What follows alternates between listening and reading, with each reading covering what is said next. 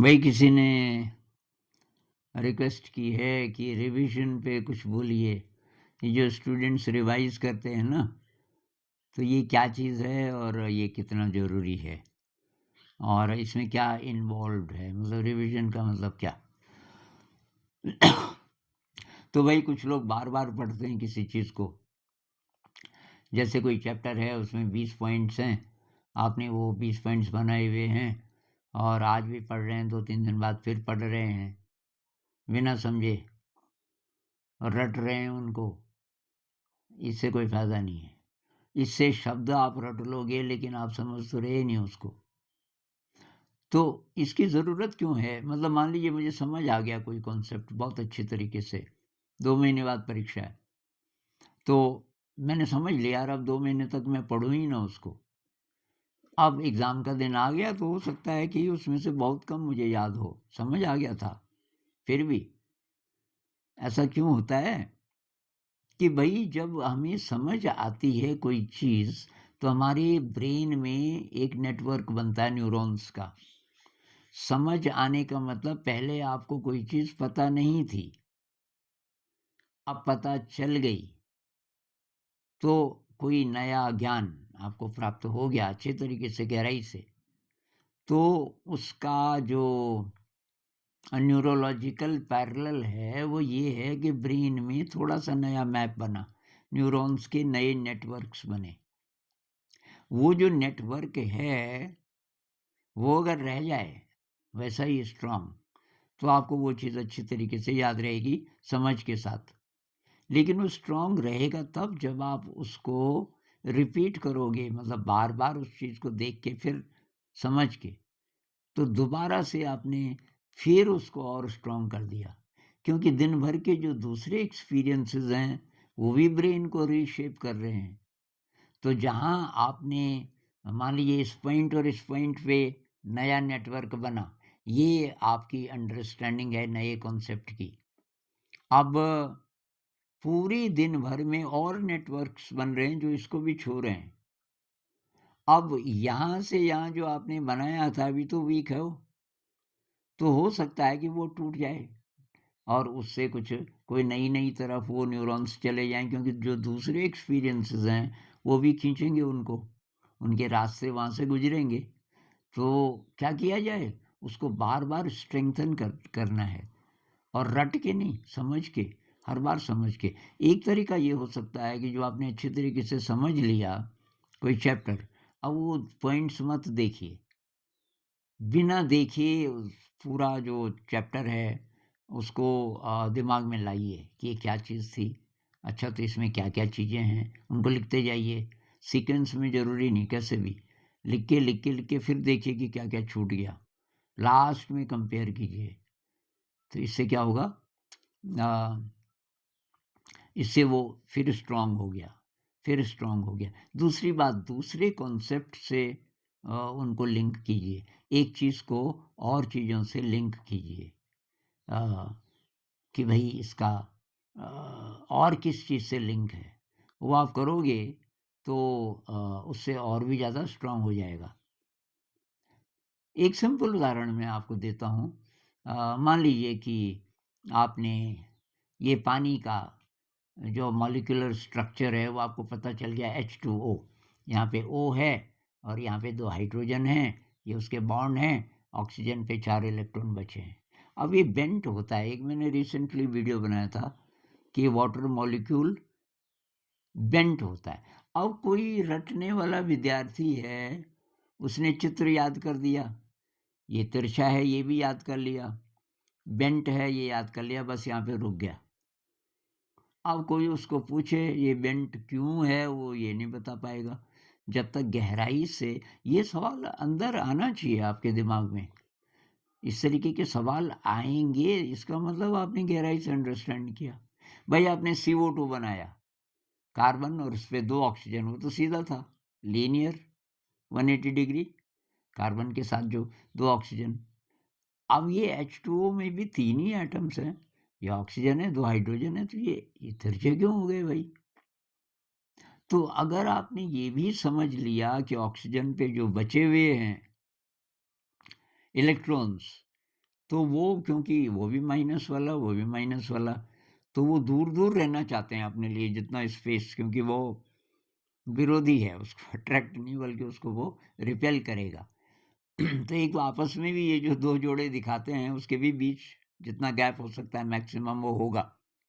लेकिन ये इधर वाला जो हाइड्रोजन का और ऑक्सीजन का अ, जो बॉन्ड है उसमें भी 2 इलेक्ट्रॉन है, उनको धक्का देगा। इधर वाले 2 इलेक्ट्रॉन इसको धक्का देंगे। तो इसलिए तिरछा हो गया, और ये बहुत ऐसा भी नहीं हो सकता क्योंकि फिर ये और ये 2 इलेक्ट्रॉन, ये बॉन्ड वाले और ये वाले, ये भी तो एक दूसरे को धक्का देंगे इधर को।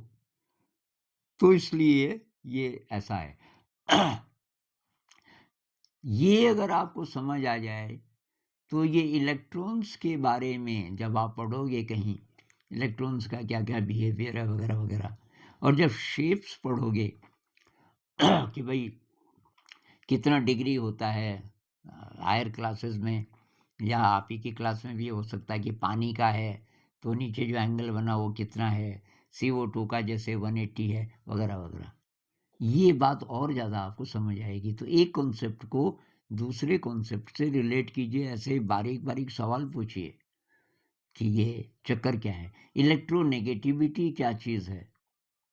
जब पीरियोडिक टेबल आप देखते हो, उसकी जो इंटरप्रिटेशन है ना पीरियोडिक टेबल की, कि ये है आपका मान लीजिए हैलोजेंस, फ्लोरीन, क्लोरीन वगैरह-वगैरह वो यहाँ हैं। इधर है आपका ये लिथियम, सोडियम, ये पहली लाइन में। तो आप बोलते हो कि ये नीचे को जाने से पॉजिटिविटी बढ़ती है, इधर नेगेटिविटी बढ़ती है, और फ्लोरीन सबसे ज़्यादा नेगेटिव है, इलेक्ट्रोनेगेटिव। इसका मतलब क्या है एक्चुअली? ये इलेक्ट्रोनेगेटिव का मतलब क्या है? इलेक्ट्रोपॉजिटिव का मतलब क्या है? ये समझ आना चाहिए गहराई से। अब बहुत सारे बच्चे जल्दबाजी में होते हैं कि यार इतना टाइम इस पे कौन वेस्ट करे। जितना टाइम शुरू में आप ज़्यादा लगाओगे उसको गहराई से समझने के लिए, उतना आगे वो आपके काम आएगा।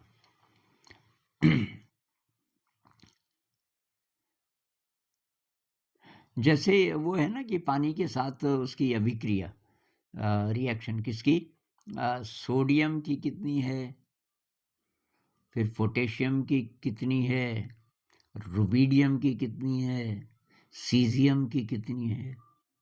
तो ये बढ़ता जाता है रिएक्शन, सीज़ियम तक आते-आते ही बहुत ज़्यादा विस्फोटक हो सकता है। इसलिए जहाँ वो रिएक्शन होती है वहाँ से आप काफ़ी दूर चले जाते हो।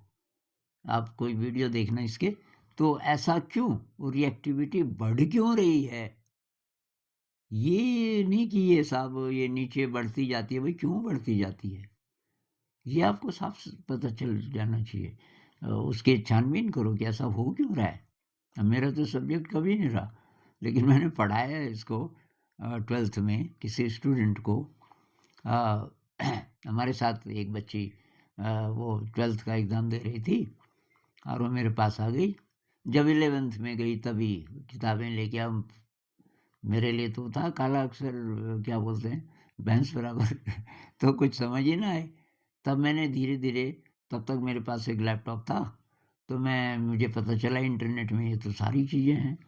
तब मैं स्टडी करने लगा, तो अब मेरा तो एकदम बिगिनर का था, और मेरी आदत है कि समझ ना आए तो मैं आगे ही नहीं बढ़ सकता। तो मैं तो पूरी बात समझना चाहता था, यार ये चक्कर क्या है? ऐसा क्यों हो रहा है? तो ये रिएक्टिविटी नीचे जाने में ज़्यादा क्यों हो रही है? क्योंकि वो कक्षाएँ बढ़ रही हैं और एक इलेक्ट्रॉन है बाहर।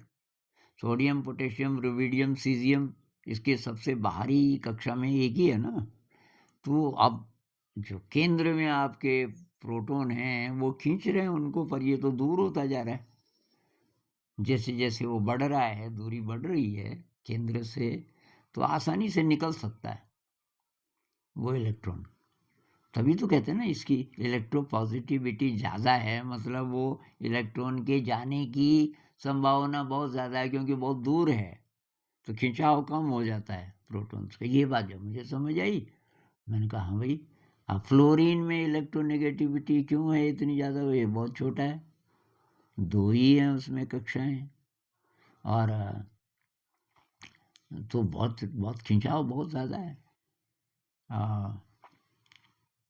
खैर, तो ये रिवीजन इसलिए ज़रूरी है, आम ज़िंदगी में भी है ना ये। मान लीजिए कि किसी के घर आप जाते हो और एक कुत्ता है बहुत खतरनाक कुत्ता है। आपने सोचा यार अब इस घर में तो बार-बार आना पड़ेगा। मान लीजिए कि आपका दोस्त है, आपने ये तय किया कि यार यहाँ एक साथ पढ़ेंगे, तो लेकिन ये कुत्ता है, आप डरते भी हो कुत्तों से, क्या किया जाए? तो आप क्या करते हो? पहले दिन तो आपका दोस्त बचा लेता है और उसको बाँध देता है, बहुत खतरनाक, पर आप समझ जाते हो कि ऐसे कभी ये खुला भी रह सकता है, तो मैं क्या करूँ?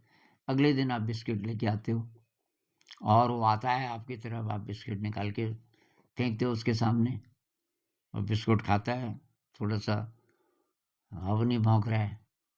अब अगर आप फिर हर हफ्ते 1 बार आते हो, तो एक ही बार आपने बिस्किट दिया, 2-3 बार नहीं दिया, फिर भी दोस्ती नहीं होगी।